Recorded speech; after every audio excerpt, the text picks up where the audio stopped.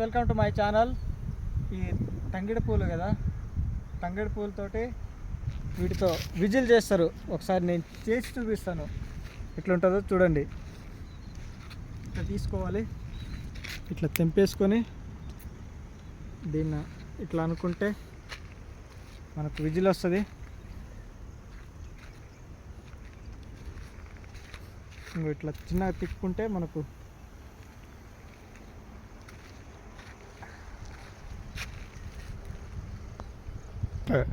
చూడండి గైస్, ఇది మొత్తం బయటకు వచ్చేసింది. దీన్ని వేరు చేసేసిన దీంతో విజిల్ చేద్దాం.